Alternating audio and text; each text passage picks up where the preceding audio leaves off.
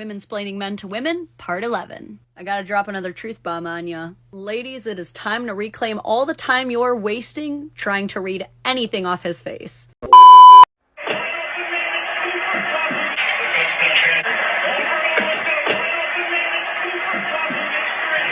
good with over that. I don't want to see that.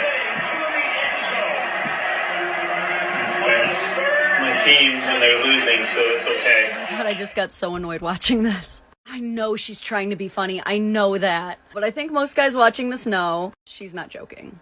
I get so annoyed when women date men knowing they like sports or knowing they like video games, then they keep dating but expect him to suddenly stop liking sports and video games. As if the moment he agreed to get serious with you, he also agreed to never have hobbies again. And I'm not saying men are never clingy like this, but I do not see passive-aggressive videos of men filming themselves being angry that their wife is ignoring them while she watches RuPaul's Drag Race. Though honestly, a video like that would be funny at this point. Like, oh my god, look at his face. That's a cry for help right there. And I heard him say something like, oh, my team is losing anyway, so it's fine. That's called a coping mechanism. I used to say shit like that to my bullies in high school who would mess with me as a way of making them think they're not winning. And she called it ignore your wife weekend. A football game is like 3 hours. If a man can't spend 3 hours a week ignoring his wife, what does he even have in this world? And stuff like this really messes with guys. See, when you first started dating, you tricked him into thinking that you would be okay with him watching sports or okay with him playing video games. And that brought him a lot of relief to know that you would be okay with that part of him. But this is one of those things that people think will just magically change after marriage. People really trick themselves into thinking that marriage just changes things. If he didn't clean before the marriage, he's not going to clean after. And if he liked sports and video games before the marriage, he's not going to stop liking them after. The man you date is also going to be the man you're married to. And quite frankly, now he's going to be worried about you. Because you used to be okay with him having his own space and doing his own thing. And now you aren't. Now he's freaked out thinking, what is she even doing when I'm not with her? Just waiting for me to be with her? Can I even be my own man anymore? And what the hell is going on with this couch situation? My man is facing sideways to watch the TV? Why are you watching your TV sideways? Ladies, please, face your couch toward your TV, let your man have his hobbies, and have your own hobbies, or you will kill each other. Womansplaining Men to Women, Part 11. I gotta drop another truth bomb on ya. Ladies, it is time to reclaim all the time you're wasting trying to read anything off his face. If you're trying to figure something out, and you go to his face for information, you will receive inconclusive data. They say men are dogs, but in this way men are more like cats. They do not show their pain. Your man could be under the most stress and anxiety of his life, and his face will look like this. Your man could be so euphoric and overjoyed, and his face will look like this. Those long silences could be anything. He might be trying to remember a word, or he might be reconsidering his entire life with you, but you're not going to be able to tell from his face. I cannot tell you how many times I've been like, are you mad at me? And he's like, no, I'm trying to remember if it was Ramses or Khufu who was the pharaoh who had over 200 kids. And I'm just like, well, misread that one. And that's no good. I'm going to tell you right now, you're going to get yourself into so much trouble reading way too deep into things. I always say, if you're going to go digging, you're going to find dirt. Like, sometimes girls will try to say certain things to gauge his reaction, to try to, like, catch him. They'll be like, I bet you wish I had a nicer body like your coworker Cindy. Like, just to see what you'll say.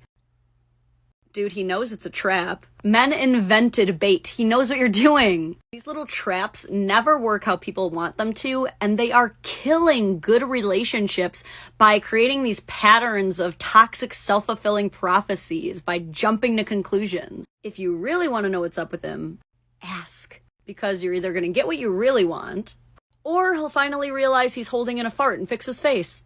This commenter asks, but why do we, the men, always have to be the ones to initiate everything? That is a fucking great question for the ladies. This is almost like one of those chicken and the egg questions. Like, did men become the pursuers because they liked it, or because we like it? But, spoiler alert, Womansplaining episode 19, men like being pursued too. They like being told they're cute. They like being asked out. They really like it when you take their hand and pull them away somewhere private. Having been both the chaser and the chased at some point in my life, I can say there are pros and cons to both. There's definitely a certain thrill to the chase, as they say, but it comes with a lot of baggage. After all, as the pursuer, you are the only one who carries the risk of rejection.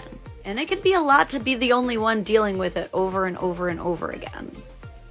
And if you tend to want to be pursued, you do get to be in a cozy spot when it happens because you end up being the final gatekeeper. However, that also leaves you up to getting mad slept on because you're never showing your cards or telling people what you want. That's why I think for the cat and mouse thing to really work, both sides need to initiate to some degree. And honestly, ladies, after everything we've been through with the whole Me Too movement and everything, we actually have to start stepping up and initiating more. Because good men need a really clear, hard, loud green light before they are going to try anything. And shit, ladies, if you love getting what you want, being in control, and letting your consent be known, real easy way to do that is, you initiate it. Womansplaining Men to Women, part 13. Okay, so low-key, your man doesn't exactly want you to know this, but he also kind of does. He loves the tea. If you found out one of the single soccer moms on your kid's team slept with a ref, low-key, he would love to hear about it. Like, he might act stoic, he might act like he's above it, but I guarantee you 1 mile into the drive home, and he's gonna be like, so which ref was it? And don't underestimate his ability to keep track of all the characters. I guarantee you at any time he could list off an entire roster of like 3 different sports teams or the entire cast of like 4 Final Fantasy games. He has the bandwidth. I don't care how manly he is. I don't care if he's 200 pounds of solid muscle with a beard past his man steaks. Even if he's a lumberjack, an absolute lumber snack. Girl, he wants the tea just like the rest of us. Womansplaining Men to Women, episode 15. Men are the first ones to say, I got it taken care of, before they have even mildly begun to figure it out. But rest assured, they will figure it out. Now, we all occasionally fly by the seat of our own pants.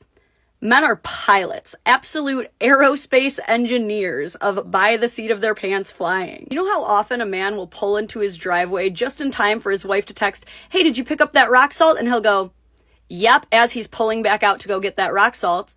Is he lying? Yeah, but that's all because your peace of mind is the most important part of the plan. The plan that he does not have, but also totally has. And that tends to frustrate us as women because we tend to be way more type A than men, and we like to have things a little bit more planned out. But people confuse men's not having a plan with not being prepared, and those are 2 different things. Ironically, the way men do prepare is by preparing for nothing to go according to plan. You know, the one thing us women don't plan for. So you'll notice that when we are getting frustrated because nothing's going according to plan, he's taking it like a champion because he never planned for anything to go right in the first place. Therefore, it's all going according to plan. It's actually kind of annoying how men have not figuring things out all figured out. Womansplaining Men to Women, episode 16. So if it feels like your man is ignoring you or is mad at you because he's just kind of staring off, he might just be lost in his nothing box. See, men do this thing where they accidentally transcend the space-time continuum, and we call it their nothing box. And they really don't know when it's going to happen. They'll just be in the middle of something, and then all of a sudden they just fall through a wormhole. It's something that he wishes he could do on purpose because it's actually quite peaceful, but he knows that it's going to happen right before you're about to tell him something really important instead. So instead of getting mad at him for unintentionally achieving a state of dharma, here's what to do the next time you see him just reformatting. It's actually a lot like sleepwalking. You don't really want to interrupt it or anything. So instead what you can do is just kind of like leave a message on his chest or just kind of like put it in his hand or something. He'll figure it out. Next level of your relationship unlocked. You're welcome. Womansplaining Men, part 17. Raise your hand if you are a woman and you believe that men expect praise for doing work. Yeah, it's a pretty common misconception, but let's be clear. Men do not expect praise for anything. In fact, they're almost always super thrown off when they receive it. That's why when you compliment a man, instead of looking happy like you might expect, he might look confused or even mad like he thinks you're messing with him. So I think this misconception that men are expecting the praise actually comes from the fact that women are always the ones telling other women to praise their men when they do chores to motivate them to do more chores. And that's really annoying to hear, right? Because it's not like we're getting parades thrown in the street every time we do stuff. But what I've realized is that women who are telling you these things, who are experienced with living with and working with men, are not doing it as some like 1950s Pavlovian dog training. It's just because they've known men long enough to see how strongly they react to appreciation. Basic acknowledgement just hits men different. Like, look at this, for example. If someone were to thank you as a woman for vacuuming the living room, you'd either take it as being passive aggressive, like it's expected of you, or it would just feel like nothing because we receive way better compliments all the time. Like, girl, the other day I went to buy wine and the lady who ID'd me called me movie star famous. What did I do to deserve that? Men are not having these experiences. Men are not getting stopped in the street, told how cute their hair is or how cute their top looks on them. Here's the big thing. It's not that men expect praise for doing work. It's that they're sick of being told what they did wrong when they do work. Look, I'll tell on myself real quick. I used to never cook. My husband did all the cooking. And if I so much as heated up SpaghettiOs on the stovetop, my husband would thank me for cooking.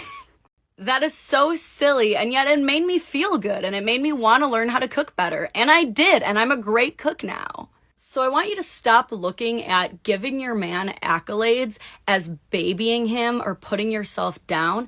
And I want you to start thinking about it as, how can we both validate and reassure each other in healthy ways?